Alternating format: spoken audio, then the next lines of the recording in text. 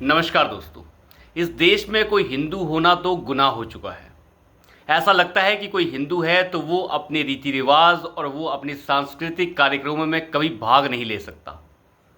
ऐसा प्रपंच जो है इस देश में बार बार देखने को मिलता है। आज इसके ऊपर चर्चा करेंगे कि कैसे रामभद्राचार्य, जगत गुरु रामभद्राचार्य के साथ इस देश के सेना प्रमुख ने मुलाकात की, उपेंद्र जी ने, और उसके ऊपर कैसे वामपंथियों ने ड्रामा किया, कैसे प्रपंच रचा कि एक सेना अध्यक्ष इस तरीके से किसी जगत गुरु से कैसे मिल सकते हैं। क्यों नहीं मिल सकते भाई?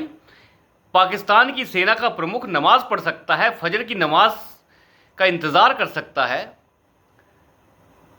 अमेरिका का सेना प्रमुख चर्च का दौरा करता है, चर्च में जाता है, प्रेयर करता है, लेकिन यहाँ का सेना प्रमुख जो है वो रामभद्राचार्य जी से नहीं मिल सकता।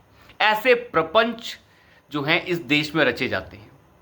और साथ ही जानेंगे कि योगी आदित्यनाथ चुनाव की परवाह नहीं कर रहे हैं।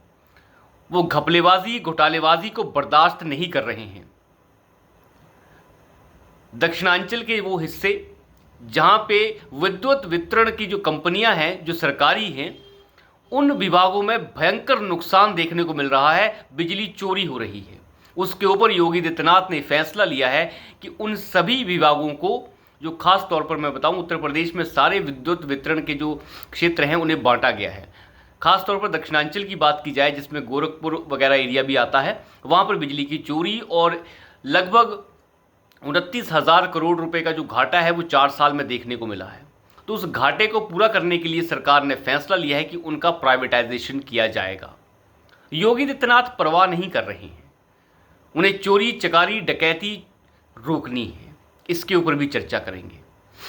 तो मैं पहले बात करता हूं उपेंद्र जी की। उपेंद्र जी जो हमारे सेना प्रमुख हैं, उन्होंने मुलाकात की चित्रकूट में, जगत गुरु रामभद्राचार्य के आश्रम में जाकर उनसे मुलाकात की, जिसके ऊपर पूरा वामपंथी मीडिया और दलाल जो देश के अंदर मौजूद रहकर भारत के बाहर वाली शक्तियों की दलाली करते हैं, वो सब के सब टूट पड़े कि इस देश में तो सेकुलरिज्म है और देश का सेना प्रमुख कैसे रामभद्राचार्य से मिल सकता है।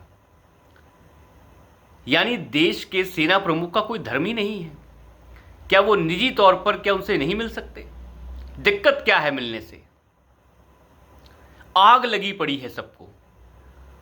दरअसल हुआ ऐसे है कि जब सेना प्रमुख ने यह कहा कि मैं आपको गुरु दक्षिणा देना चाहता हूं, रामभद्राचार्य जी को जब उन्होंने कहा कि मैं गुरु दक्षिणा देना चाहता हूं, तो रामभद्राचार्य जी ने यह कहा कि मैंने उनसे पीओके की मांग की और उन्होंने वहां से यह कहा कि बिल्कुल हमारी सेना सक्षम है और हम वो लेके रहेंगे। अब देखिए, सेना प्रमुख तो कोई किस तरीके से सार्वजनिक बयान या किसी तरीके के मीडिया को ब्रीफिंग देते नहीं हैं, लेकिन रामभद्राचार्य अगर ये कह रहे हैं तो इसमें कोई बड़ी बात भी नहीं है। हर कोई चाहता है कि पाकिस्तान के टुकड़े टुकड़े कर दिए जाएंगे।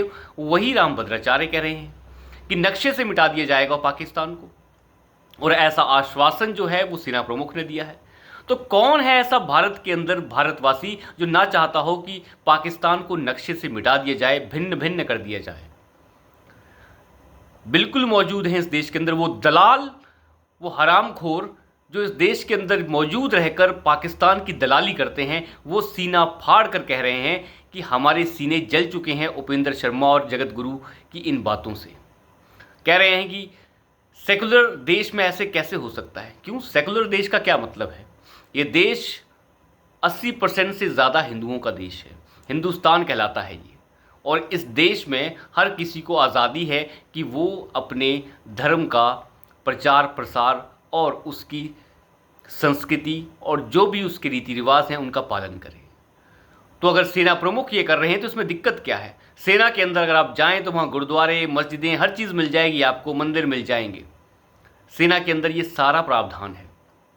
जगह जगह के ऊपर जहाँ पर सेना की बटालियन होती हैं या सेना के कैंप होते हैं, वहाँ पर छोटा मंदिर, छोटी मस्जिद या छोटा गुरुद्वारा आपको देखने को मिल जाएगा। लेकिन वामपंथी जकीरे और ये दलाल चाहते हैं कि इस देश की सेना सेकुलर बन जाए। ये दलाली करते हुए लोग भूल गए हैं कि इस देश का जो कोई भी वासी है उसे स्वतंत्रता है कि वो जैसे मर्जी चाहे वो जी सकता है। रामभद्राचार्य से ये मुलाकात सीने पे खंजर की तरह है। लेकिन योगी आदित्यनाथ कमाल कर रहे हैं।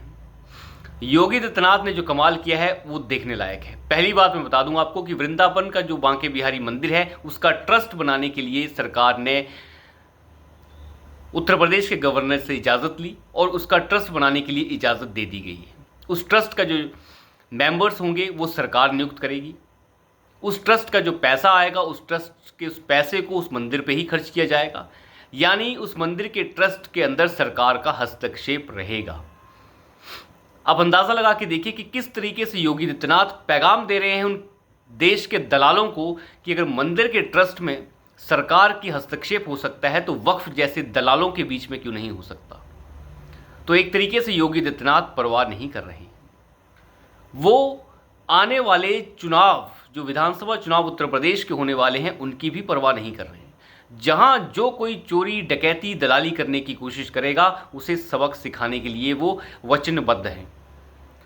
दक्षिणांचल के वो हिस्से जहां पर विद्युत वितरण कंपनियां, जो सरकारी कंपनियां हैं, जिन्हें नुकसान हो रहा है, सालाना 7,000 करोड़ के आसपास का नुकसान देखा जा रहा है, उस नुकसान की भरपाई को करने के लिए सरकार ने यह फैसला किया है कि उनका निजीकरण किया जाएगा, उन्हें जो है उनका प्राइवेटाइजेशन किया जाएगा। और इसके लिए सरकार ने पूरा रोड मैप रेडी किया है। इसका विरोध हो रहा है, कर्मचारी विरोध कर रहे हैं और लंबी हड़ताल की और लंबा आंदोलन के लिए भी सचेत कर रहे हैं। लेकिन फिलहाल इस आंदोलन को जो है टाल दिया गया है। अब हो क्या रहा है देखिए, जितनी भी विद्युत वितरण कंपनियां हैं जो सरकारी हैं उत्तर प्रदेश के अंदर, उनमें कुछ के अंदर घाटा सरकार फेस कर रही है, जिसमें जो है लाइन लॉस हो रहा है। लाइन लॉस के दौरान बिजली चोरी हो रही है या कोई भी ऐसा काम हो रहा है जहां पे बिजली के बिल लोग नहीं भर रहे हैं, वक्त से नहीं भर रहे हैं, उस चीज़ को सही करने के लिए अब उनका प्राइवेटाइजेशन किया जा रहा है। जैसे दिल्ली में शीला दीक्षित की सरकार प्राइवेटाइजेशन करके गई थी, वैसे ही अब यहाँ पर किया जा रहा है। उस प्राइवेटाइजेशन को इसलिए किया जा रहा है ताकि उस लॉस को बचाया जा सके और सरकार इसके लिए पूरी तरीके से तैयार है। इसका पूरा रोड मैप बना लिया गया है कि जो भी इसके अंदर हिस्सेदारी होगी 50% सरकार की हिस्सेदारी होगी और 50% उस निजी कंपनी की होगी। और इसका जो पूरे चेयरमैन है वो सरकार नियुक्त करेगी और जो इसका एमडी होगा वो निजी कंपनी तय करेगी। और इसके लॉस की भरपाई जो है वो एक तरीके से निजी कंपनी करेगी, क्योंकि वो समय रहते लाइन लॉस नहीं होने देगी। जिसका बिल पूरा नहीं आ रहा है उसका बिल डिपॉजिट करवाया जाएगा। तो ये सारी चीज़ें की जाएंगी। योगी आदित्यनाथ इस चीज़ से बिल्कुल बेखबर रह रहे हैं और बिल्कुल परवाह नहीं कर रहे हैं कि उन्हें राजनीतिक तौर पर इसका नफ़ा होगा या घाटा होगा। नफ़े और घाटे की तो बात ही नहीं हो रही है। वो सरकार को मुनाफे में लाने की बात करना चाह रहे हैं और सरकार मुनाफे में होगी तो यानी पूरा विद्युत विभाग मुनाफे में होगा। अभी 2 दिन पहले उत्तर प्रदेश के मुख्यमंत्री योगी आदित्यनाथ ने साफ कहा था कि 2017 से पहले उत्तर प्रदेश के अंदर मात्र 15,000 मेगावाट बिजली ही उपलब्ध थी, जो अब उसे बढ़ाकर 25,000 मेगावाट कर दिया गया है और जल्द ही 4,000 मेगावाट के जो अतिरिक्त थर्मल प्लांट्स हैं वो जल्दी ही डेवलप कर लिए जाएंगे आने वाले 2 साल के अंदर। सरकार का ये साफ कहना है कि 2026 के अंत तक ये सारी प्राइवेटाइजेशन की प्रोसेस कंप्लीट कर ली जाएगी। सिर्फ 2 विद्युत विभागों को कन्वर्ट किया जा रहा है, सभी को नहीं किया जा रहा है और एक तरीके के ट्रायल भी है। ये कहा जाता है कि उड़ीसा के अंदर इसी तरीके का प्रोसीजर अभी चल रहा है और वो वहाँ पर बिल्कुल सफल साबित हुआ है। तो उसी की कॉपी जो है उत्तर प्रदेश में अब की जा रही है। हालांकि अखिलेश यादव जैसे लठैत चुरचक्के डकैत जो हैं वो कह रहे हैं कि बांके बिहारी मंदिर में ट्रस्ट बनाई जा रही है, उसके साथ ही कहा जा रहा है कि ये विद्युत विभाग में ये ड्रामा हो रहा है। देखिए, जो डकैत चुरचक्के हैं वो तो इसी तरीके की बात करेंगे। जो बिजली चोरी करने वाले, जिनके सांसद, अभी आपने देखा ये संभल के सांसद का हाल, जिसने बिजली चोरी की कई सालों तक, जिसके ऊपर 2 करोड़ का जुर्माना लगाया गया है। वो चोरी चक्के डकैत जो हैं जब किसी पार्टी में शामिल हों तो वो किसी सरकार और किसी सरकार के विभाग का उद्धार होते हुए कैसे देख सकते हैं। तो उत्तर प्रदेश के मुख्यमंत्री बिल्कुल परवाह नहीं कर रहे हैं और ऐसी ही सरकार की लोग प्रशंसा भी करते हैं। भले ही विद्युत विभाग के काफ़ी कर्मचारी इसका विरोध कर रहे हों।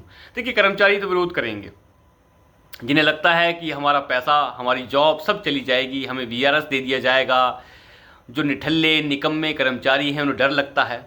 देखिए, ऐसे निठल्ले और नकारा कर्मचारियों की आवश्यकता भी नहीं है। उत्तर प्रदेश में लंबे लंबे कट लगते थे बिजली के, जो आज कम हो गए हैं और इसकी कमी को और दूर करना है तो बिजली चोरी और समय पर पैसा सरकार के पास पहुंचना चाहिए। अगर आप बिजली का इस्तेमाल कर रहे हैं तो पैसा देने में क्या दिक्कत है। चोरी चक्के डकैत जगह जगह शामिल है, जिनका तरीका एक ही है कि उनके ऊपर लठ चलाया जाए और प्राइवेटाइजेशन करके फ़ौरन इस मामले को सुलझाया जाए। जब कंपनियां प्राइवेटाइज हो जाती हैं तो बिजली कटौती बिल्कुल कम हो जाती है, समय पर बिल जमा होते हैं और बिल जमा ना होने पर उन बिलों के साथ जुड़े हुए मीटरों को काटने के लिए जो निजी कंपनियां हैं वो स्वतंत्र होती हैं और वो ज़्यादा अच्छे से काम कर पाती हैं, क्योंकि वहाँ पर किसी भी अधिकारी को जॉब की गारंटी नहीं होती। अगर आप काम करेंगे तो आपकी जॉब की गारंटी है, अगर आप काम नहीं करेंगे तो आपके ऊपर लठ चलेगा और आपको भगा दिया जाएगा। इसी चीज़ का डर लग रहा है काफ़ी निकम्मे कर्मचारियों को, और साथ ही साथ अखिलेश यादव इसका फ़ायदा उठाना चाहते हैं। लेकिन योगी आदित्यनाथ ने साफ किया है कि इन चीज़ों से हम झुकने वाले नहीं हैं। तो अभी के लिए इतना ही। धन्यवाद।